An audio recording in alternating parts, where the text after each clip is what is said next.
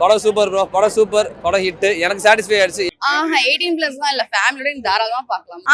இதுல எல்லாமே இருக்கு. Love, friendship, family, emotions. இல்ல எல்லாருக்குமே ரொம்ப பிடிக்கும். காலேஜ் போற எல்லாரும் ஃபேமிலி ஆடியன்ஸ் எல்லாருக்குமே ரொம்ப பிடிக்கும். சித்து அண்ட் அர்ஷத் கான்லாம் வந்து பாத்தீங்கன்னா ஃபுல்லாவே ஃபன்னா இருக்கு. படம் நல்லா இருந்ததுங்க. இல்ல படம் உண்மையாவே நல்லா இருந்தது.